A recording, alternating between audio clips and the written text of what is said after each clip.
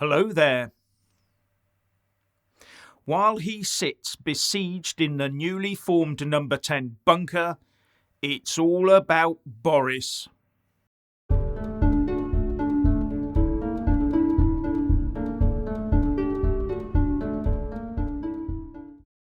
Ministers are still quitting, and some are now openly vying for the number 10 job. But it looks like it's going to take some really wild horses to drag the incumbent Boris out of number 10. And sadly, in his eyes, it's now all about Boris and his personal survival. He's hanging on in the deluded belief that it's only his own parliamentary party, led by number 10 wannabes, and the press that are trying to winkle him out. It's a coup, he and his supporters claim. The whole country is behind Boris, they say. Well, if his fellow MPs thought that Boris was still the vote winner some claim he is, they'd have happily hung on to the Boris coattails and sailed into another 5-year term on the back of a snap general election a month ago. But that hasn't happened, because it ain't so. We all know Boris is now a busted flush. He's done. But even now, threats are emanating from Boris and what's left of his support base that if he has to go, if his fellow MPs change the 1922 committee rules next week to go for another vote of no confidence in their leader, if that happens, then Boris will go to the country with a snap general election, or that's the threat. And with the current polling stats coupled with Tory candidates standing under the banner of a leader they have no faith in, the Tories would be wiped out. Boris would not be going to the country fighting an election he expects to win. He would be going to the country to destroy his own party. And if he did, would voters in his own constituency of Uxbridge and South Ruislip return him to Parliament? And remember, that majority was only 7,210 in 2019, when Boris was flying high in political terms. If he did call a snap election, he would be pressing the self-destruct button on himself, the Tory party, and the whole Conservative with a small c message.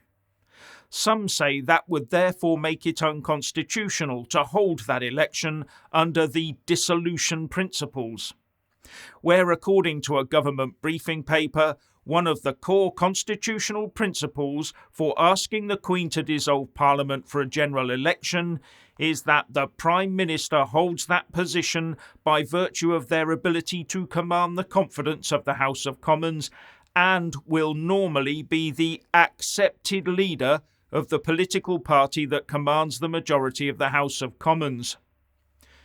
Would Boris be the accepted leader if he lost an internal party vote of no confidence?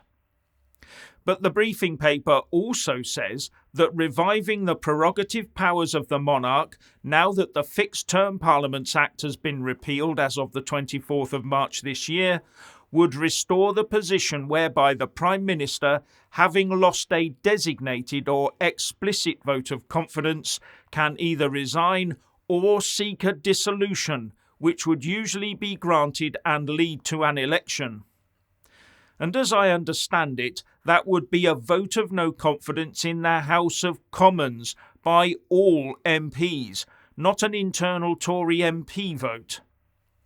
So would Boris table his own vote of confidence in the government, or even himself, in the House of Commons by all MPs to force his MPs to choose between him and a wipeout at the ballot box? Or conversely, the opposition leader Keir Starmer could table a vote of no confidence in the government. Pointless unless he believes the Tories have fallen so far that enough of its MPs would vote with his MPs. Better to allow the Tories to do their own bloodletting, perhaps. And if Tory MPs did back Boris in a House of Commons vote of confidence to save their own skins, and Boris won, how could those same Tory MPs then justify voting Boris out in an internal Tory party vote of no confidence? Another reason for Keir Starmer to stand back and watch, maybe. And all the while this manoeuvring goes on, Boris sits in his number 10 bunker forging a constitutional crisis, hemorrhaging ministers, and what's left of his government, faced with a cost of living crisis and a war in Europe, is totally and utterly paralysed.